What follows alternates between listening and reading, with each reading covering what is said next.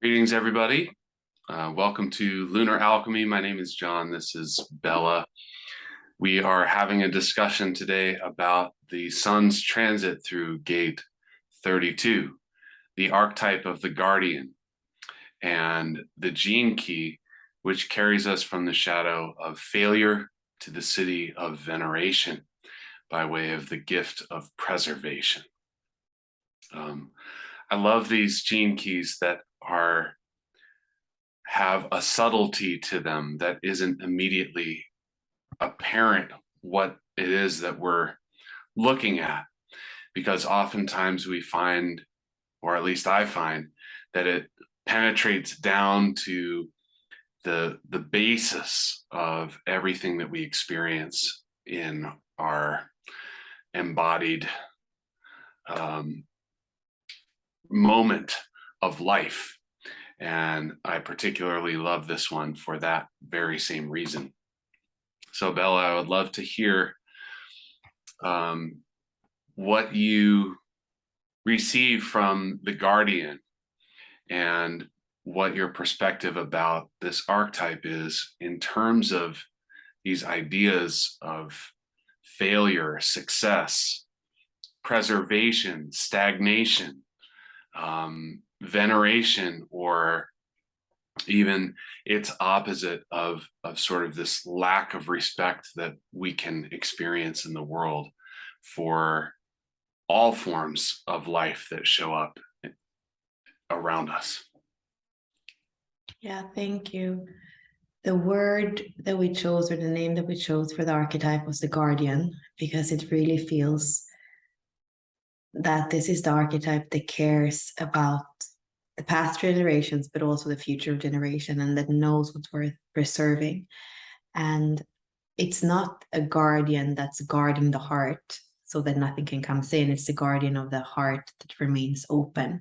And I feel as well the heart and the archetype is connected to the natural world somehow. This is tribal circuitry, so it is about the tribe. I definitely as well feel the natural world, in the sense that the 32 is a program partner to the 42. The 42 works the earth with bare feet, is a nomad that walks through the seasons of life, and is very connected to life and death in that sense. And I believe that the 32 needs to keep that correct connection in order to not go into that wheel of money survival. And what the tribe needs to survive, or what the family needs, or the group needs to survive, is money. And that's where the 32, I believe, can become disconnected from the ancestry and where the generations are going, and to really keep preserving the things also for the future, because money and capitalism, we know it's about profits now and not so much about the long-term perspective. So that would be the first part of about the 32. Yeah, so already just one kind of brief look at how this energy functions in our experience, and we've already gotten down to the very basis of our entire society and how it's currently built. And really gives a good look at the way in which the collective is either connected or disconnected to the overall flow of life that is happening. And a lot of times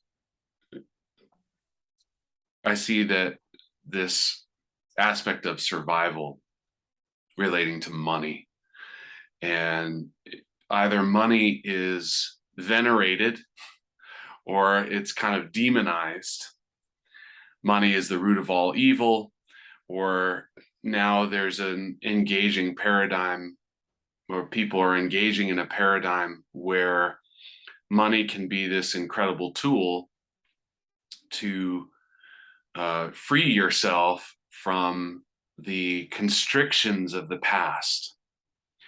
And I wonder how, when I think about the natural world, the first thing I think about are the seasons. because in my experience, I grew up in a part of the country where all 4 seasons were extraordinarily different from each other. Intensely cold winters, um, very mild falls and springs that had incredibly different characters, and then hot, humid summers. So how does this paradigm of money relating to tribalism, how do we get it connected to the natural world so that we can flow with life force? And what do the seasons changing and passing? Because oftentimes in my experience, it's like in the wintertime, there is no abundance except an abundance of cold and desolation. You know, how do we move with that, with these movements of seasons in this kind of part of our circuitry, or what we're looking at here with our society and collective? For me, the 32 is my Pluto in the 5th line on the personality side, and then it's Saturn in design in the 2nd line. And what I've learned, because both of these are kind of tricky in our charts, it takes a while, and there is transformation there as well. So definitely there is an endurance in the 32 and a responsibility. And definitely when it comes to money, and with the 32 being the harmonic 8 to the 54, it is about, in a way, aspiring in society and climbing the ladder. What I have learned, though, in those 2 positions where I have it, where it feels quite severe with Pluto and Saturn, and sometimes limited, endurance and flexibility go hand in hand, because this world, everything is changing. And you were speaking about the seasons. So the seasons, everything is going to change. And really the way of being stable in change is to be flexible. That sounds funny, right? But that's what I feel. So when we look at the wind element and the thunder element, there's no stability there, we could say. And at the same time, when they come together, it becomes this 32. There is a Libra energy that is balancing and that take responsibility. It's also right next to the 15, the wheel, the astrological wheel, or the wheel of the constellations. And the 50 is all about that responsibility. It's also tribal. So here we have a responsibility through the changing of seasons, the changing of generations. It's definitely that. And somehow, another word that I thought of when you were speaking in how can we connect money to nature, for me here, something as simple as flow is the only way that I can think of it, because part of it wants to say, no, it's not connected to the natural world. But when I go back to it as an energy, and an energy of exchange, and an energy of exchange is something that is in flow, in constant flow, as we live and walk through the seasons and the generations, right? And then that is something that makes it easier for us. And the 32 as well, it's connected to money in a positive sense, or exchange in a positive sense, that the 32 recognizes what is of value.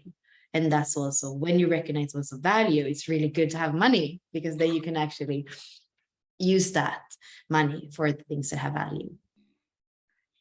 Yeah, so it's like, when I think about flow, the first thing I think of is water. But of course, there's also a flowing in air. Airflow is something that we experience either a lack of, or in our homes, we build these structures or these buildings that we work from. And there's either good airflow there, or there's poor airflow. And when there's poor airflow in a building, we have this feeling of stagnation present in the environment. And it feels like this archetype is the one who stands up and like throws open the window and says, let the fresh air in. Because we're all going to suffocate in here if we don't get enough fresh air. I mean, not literally, probably, but depending on the type of structure you're in. But the guardian stands up and stands up for the flow of life. And so it's like, do you need a guardian for your own flow? Well, not if that flow is ending its life cycle and it's come to the end of its time, because in the seasons, water flows through tributaries, streams, rivers, into lakes and seas and oceans. But in different parts of the world, because of the climate, sometimes the water dries up. And then it returns again the following year when the life cycle has renewed and is beginning again. And it's like a guardian that doesn't have that flexibility will get stuck preserving things whose time has already ended. And then that gift of preservation that we're talking about actually becomes a hindrance. It becomes this lack of flexibility to adjust to the changes of life that, to me, it comes from when the heart is not able to open enough to accept the changes that life brings. It's like, without acceptance, how can the guardian actually be the guardian, And I don't know if you see a connection to the 25 there somehow, Bella, but it feels like there's almost like a precursor to this archetype in that acceptance piece, because without acceptance, you're going to be stuck in those shadow frequencies here. Yeah, I feel all the archetypes are connected to 25 somehow, because, coming back to innocence and coming back to the heart, that's the only thing that exists. In some recent medicine work, I definitely feel with this 32 in my Pluto and in my Saturn, and the Saturn in design is called stability.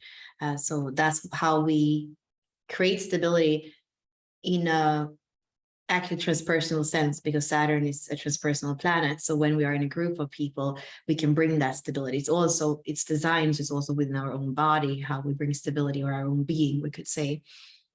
And I believe that I am a guardian for innocence and for the heart. I can feel that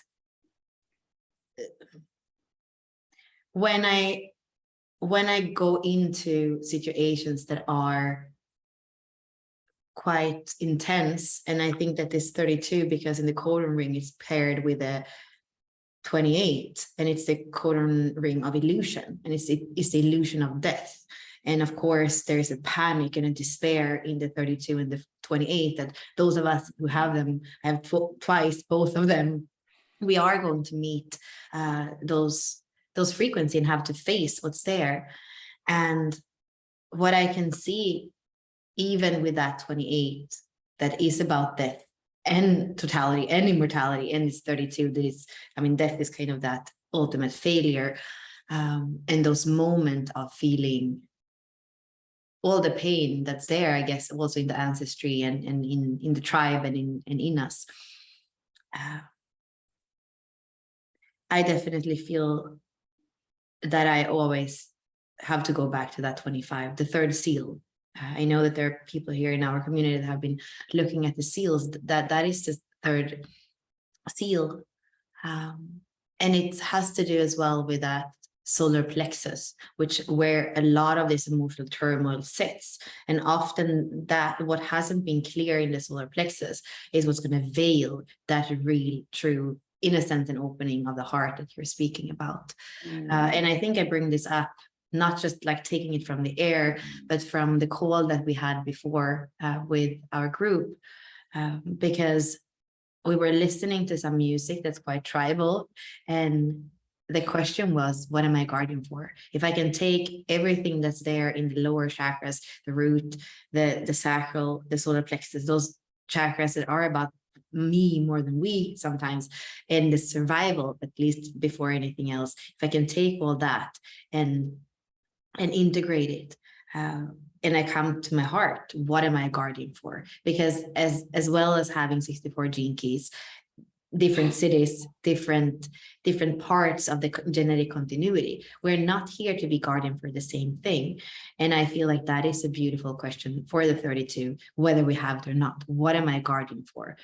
And I feel it's connected to the pearl in the pearl sequence, which I often speak about as the eternal glow. That's, for example, with Ashley, when we work with Merkaba, the soul Merkaba, when you've left this planet, that essence that you're leaving, what's that? And I believe that it's probably very connected to that 32 and what you are guarding for, because what you're guarding for is going to be felt, smelled, sensed for the next generations as well. So I feel that's an inquiry for all of us here, because so many of us, when we are in that rat wheel, or that wanting to have more, aspire to have more, aspire to at least be safe and not have to think about money. I mean, that's the biggest illusion ever, I think, that we think we come to a point where we don't have to think about money, because the more we have, the more, especially the 32 wants to be responsible with it. So it's going to invest it and think about it, and think about who are the allies that are there in the team and that we're invested with. So yeah, it feels like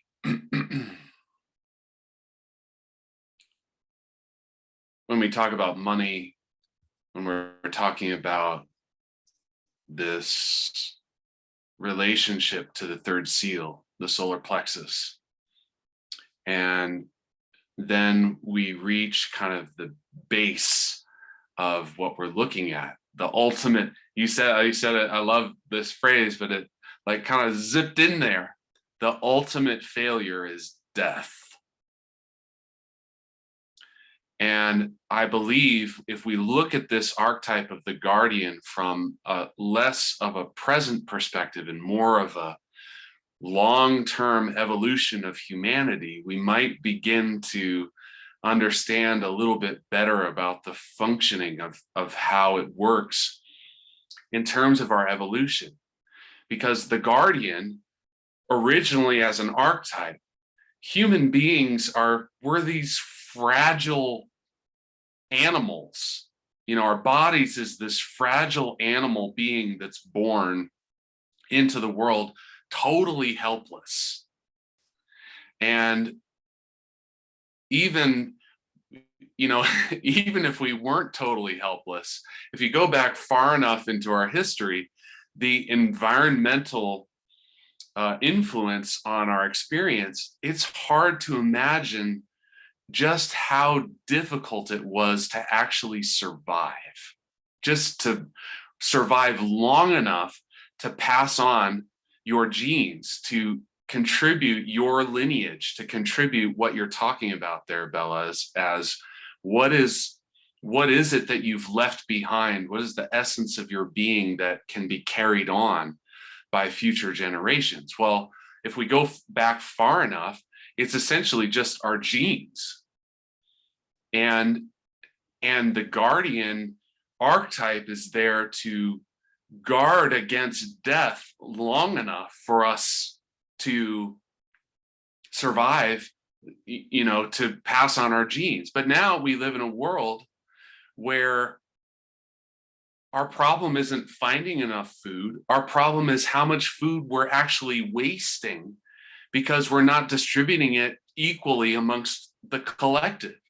And there are some people who have loads and loads and loads of resources to help them to survive. And some people have almost no resources with which they can survive.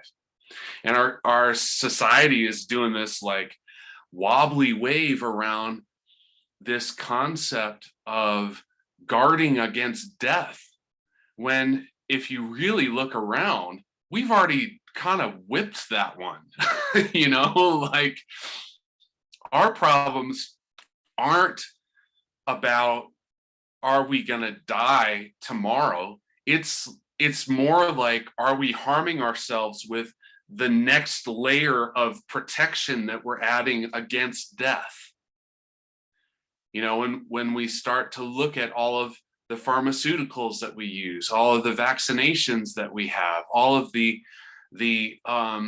like the laboratory created foods that we put in our bodies to produce some sort of an impact on us, whether it's a sensual impact or it's, you know, something that's supposed to bring us closer to health or something like that. The guardian is doing all of this stuff, but the guardian has become inflexible to the degree that it doesn't even know what's happening around it, doesn't even realize or recognize how far beyond that need for survival our species has truly evolved. And here we are in a moment at looking at, well, how do we determine what's worth preserving and what's not worth preserving? Which traditions are valuable and which ones is it okay to let go of? And we look at the way our society is moving forward with the internet, with the sort of monoculturism that is sort of pervading the world on one level or another, where, you know, maybe 100 years ago, we could look at every single country across the entire planet and we would find vastly, vastly different cultures. And now we can go to every country on the planet and find McDonald's. Are the traditions that are being edged out through that process, are those worth, do those need to be preserved? How do we know? And I feel like what you're talking about is in the 25 and that third seal in the solar plexus and reaching the heart. It's like this whole thing that is guiding humanity to this future of potential freedom.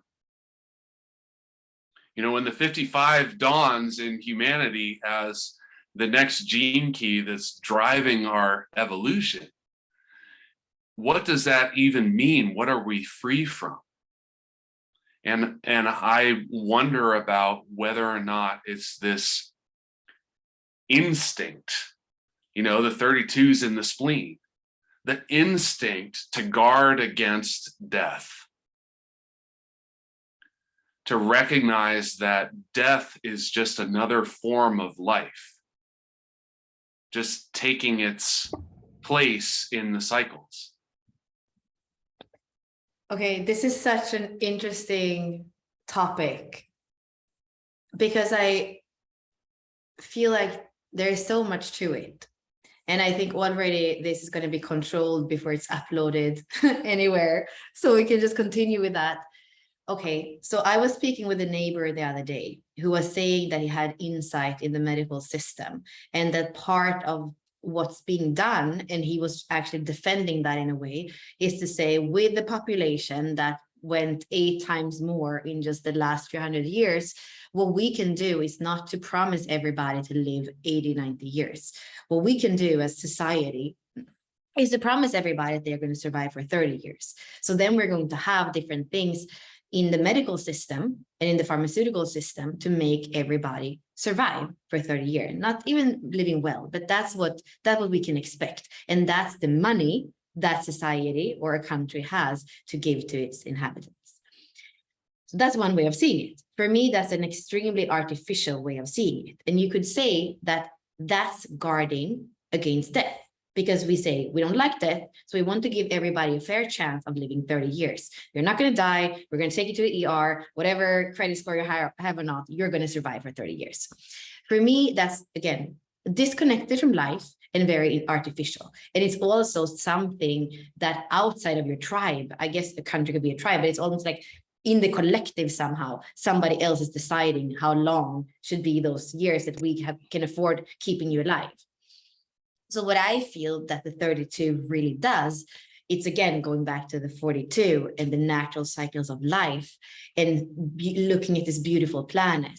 And it's more about what I saw in the chat as well, like it's all more about healthy, well-being, alive, connected, heart, nature, those are more words that I believe that the 32 is preserving, and saying we would love this beautiful planet, the blue and the green planet that has oxygen and water and all this beauty. We would love these planets to be alive and sensed for many more generation. We want the celebration of this planet to continue.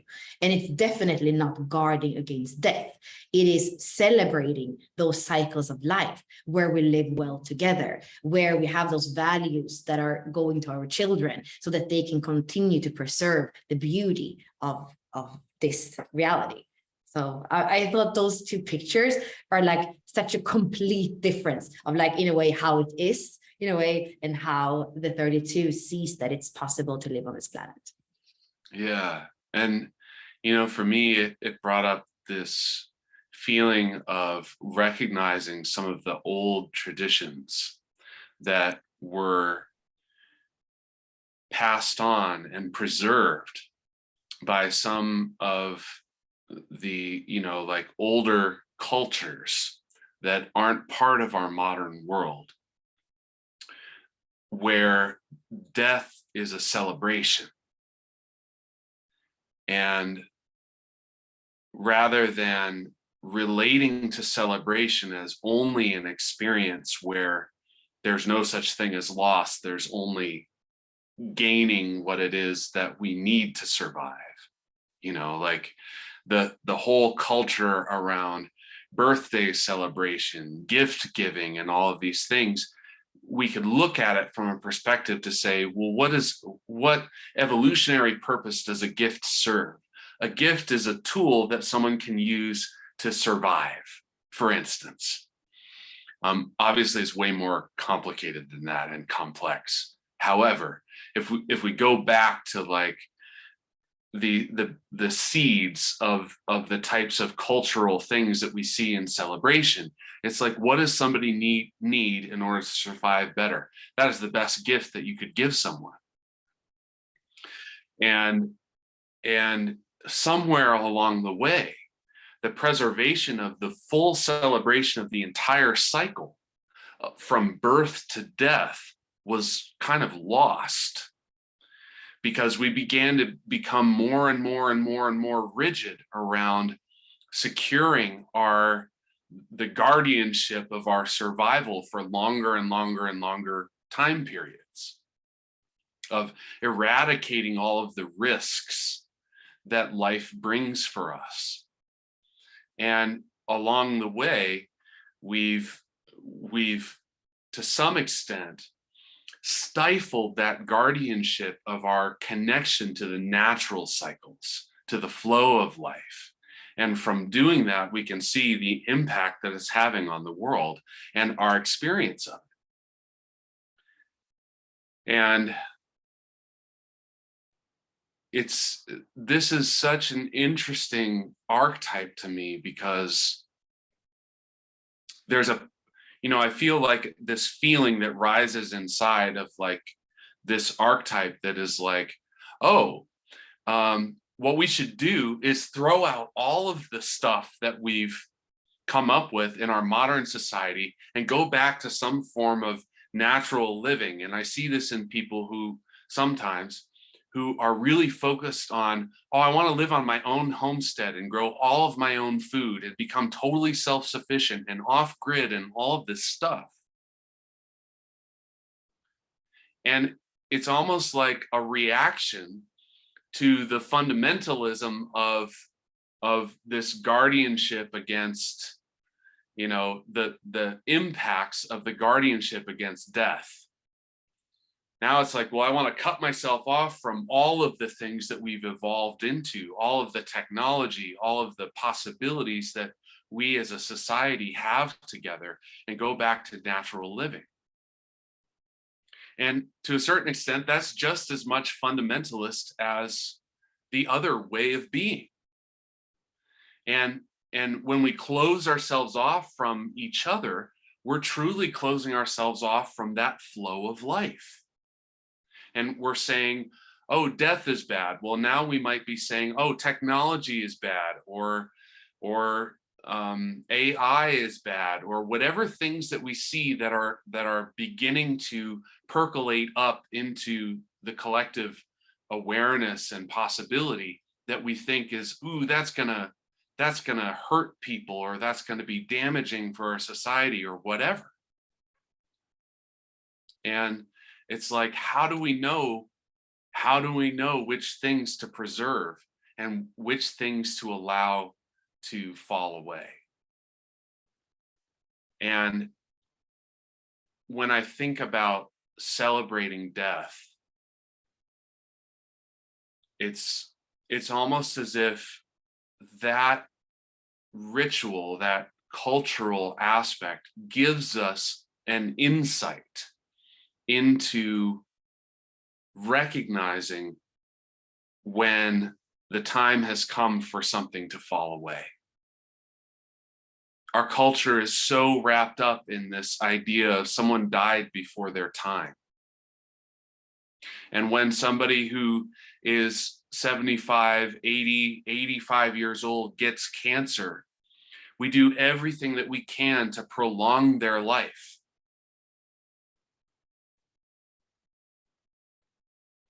Not necessarily, and I'm not trying to push judgment on that and saying that's good or not. But yeah, Jennifer, probably not individually, we don't. But if we look at the payroll for these sort of cancer, find the cure for cancer organizations as a collective, it's not that these things don't exist. There's all myriads of possibilities, in our experience. But as a collective, what are we creating as a collective? What are we passing on as a collective to the next generation? That's what I'm looking at, Yeah, that last thing makes me think about the 32 and the guardian archetype again, because some of the treatments that we have for different diseases, including cancer, I don't feel like they are life enhancing. They are in a way destroying something for something to maybe work. So I believe that I know that there is already a lot of research and probably or possibly already solutions for cancer that are much more life enhancing than what we're using today. And that's again something that's what we use today is not something that necessarily goes together with the cycles of life and the understanding of those cycles of life of cells, for example. Yeah. Yeah, I mean, it's actually an interesting thing to look at, because the cancer cell itself is one that grows and mutates kind of without ending, without it being able to accept its own cycle of ending. Mm-hmm. If cancer cells would just die off when it was their time, there would be no problem. And it feels like the awareness of how this comes to be, to some extent, the more that we can bring that our awareness from the mind, which is where the panic kind of arises out of. The mind interprets, and then in response, the body has an instinctual response. And when the mind interprets these signals of a pattern that leads to danger, we can have that panic just rise up in our body in really fundamentally ridiculous situations where panic is, like, we really don't need that intense of a fear response to handle the situation.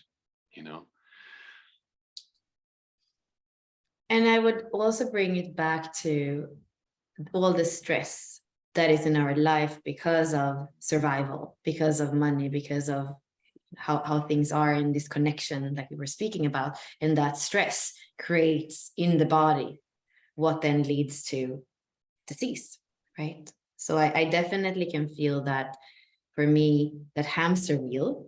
Thank you for the help in the chat. Although a hamster is kind of a rat without the tail. I know that, yeah, I could have killed myself several times when I was stuck in thinking that A+ is the only viable way of studying, and that anything less than A+ in grades was failure.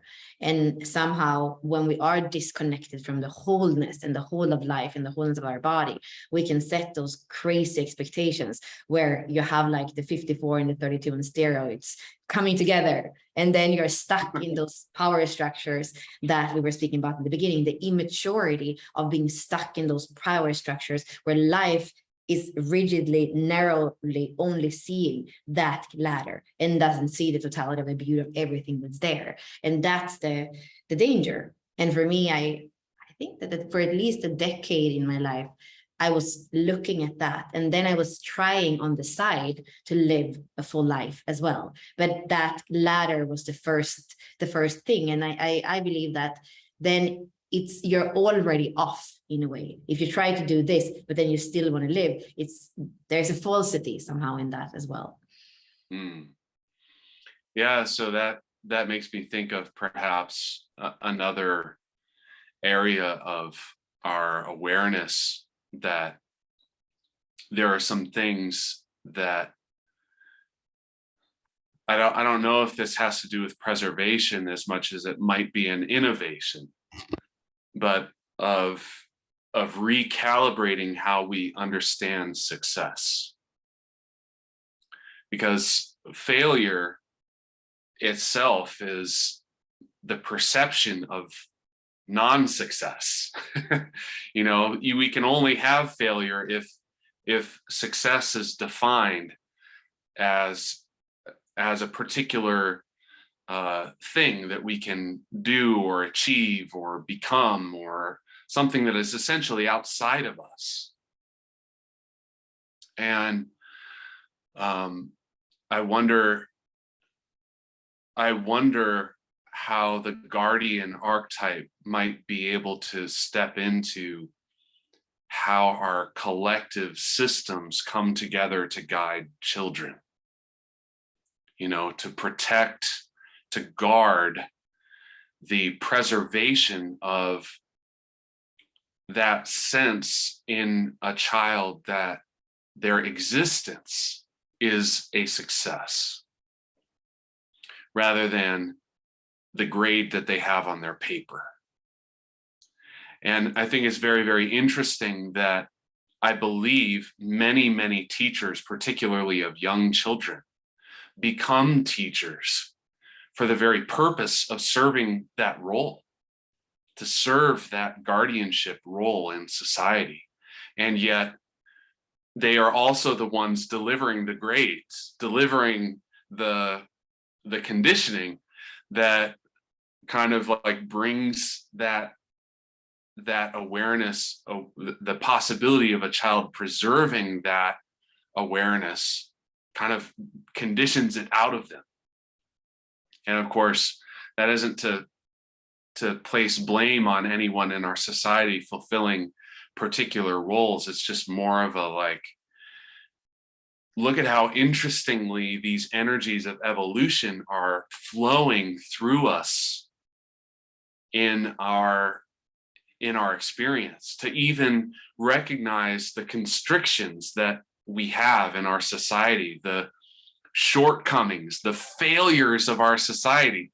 Can we even look at the way that we are conditioning our children to experience failure? Can we look at it in a way that isn't saying our society has failed?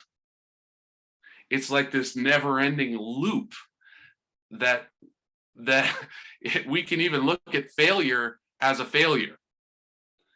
And I think it's a wonderful contemplation to see how can we move beyond that paradigm? How can we move outside of success and failure?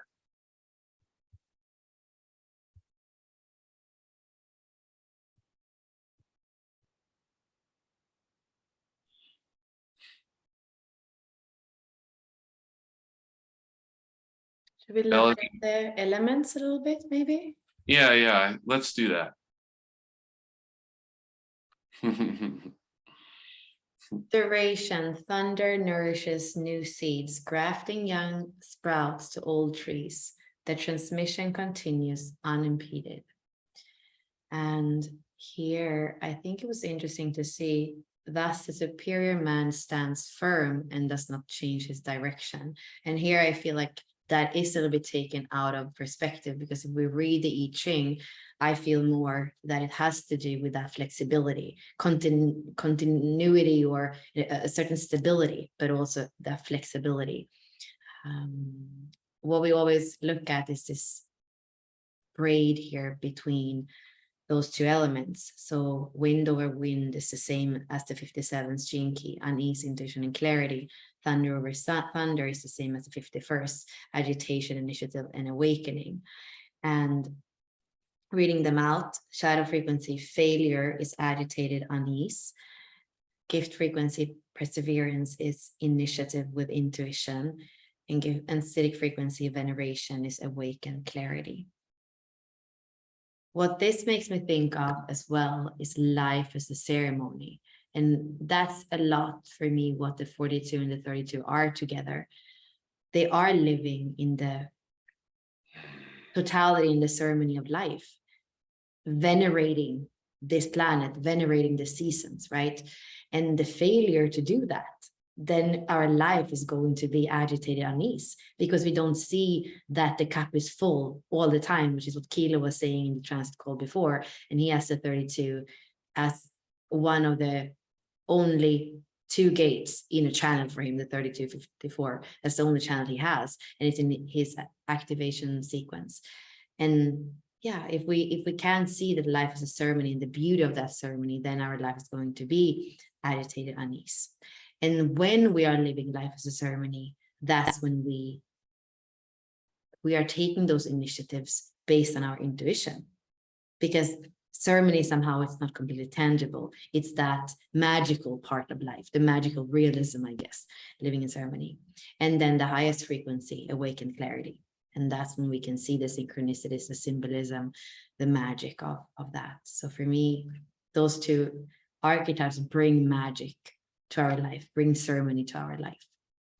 I love that idea of life becoming ceremonial, because what we regard as sacred are the things that we venerate.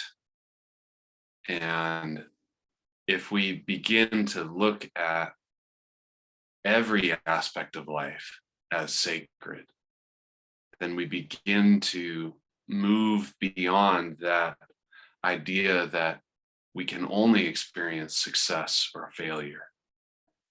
We can actually move into a third way of relating to what comes, what is brought forth into our experience from the flow of nature, and to appreciate it as it is. And I feel as if that, for me, that feels like a powerful step in a direction away from a paradigm of success and failure, because there is no success and there is no failure in ceremony. There's only the doing of it and the experiencing of it. You can't fail in a ceremony. You can only not do it. And it feels to me, when I think of success and failure in that entire paradigm, I feel that there's an uneasiness in the base of it. But when I think of ceremony from this perspective of just an opportunity to be in veneration of that which is sacred, it feels light, it feels open, it feels clear and alive.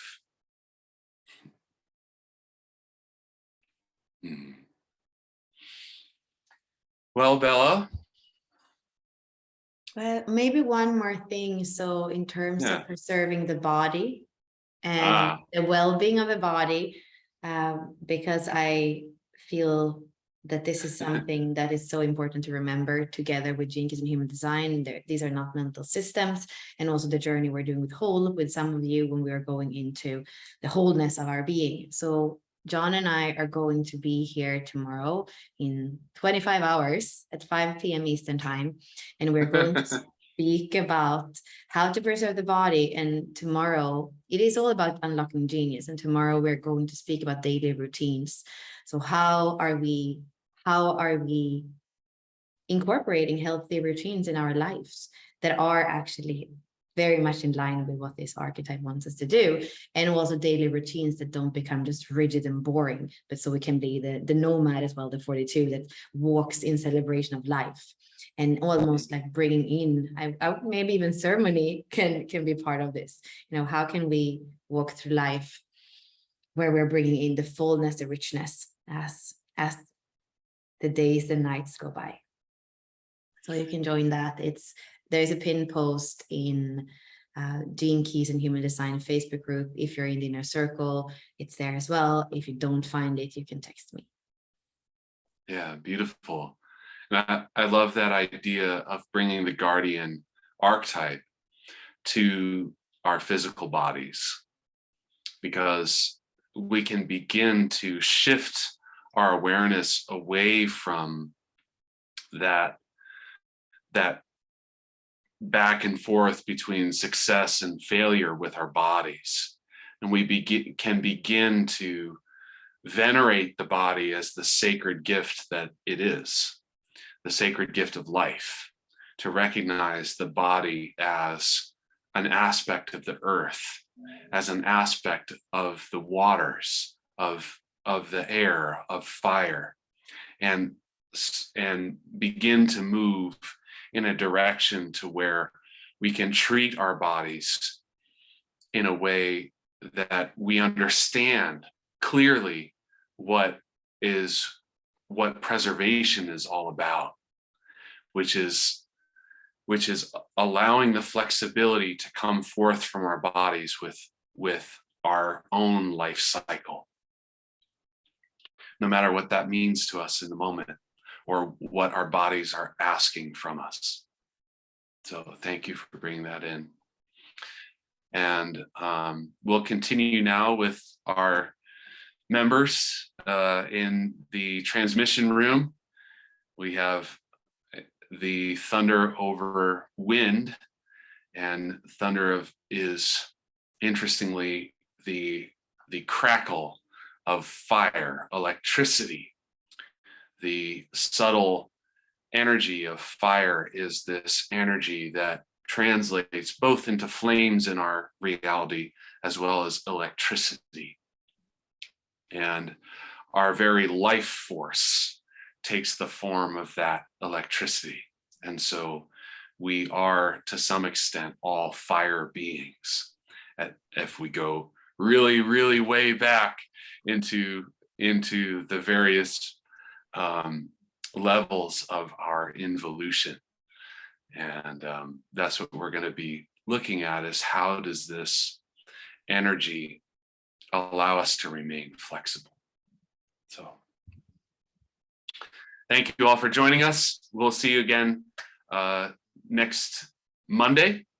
And I hope that you enjoy the rest of this transit, that it brings you many opportunities to recognize what is in the past that is of value, and recognize also what is in the past that is fading away, and to give you the opportunity to be flexible enough to graft those new saplings onto the old ancient roots. In that way, all of life can thrive at the highest potential. So we'll see you next time, and bye-bye for now.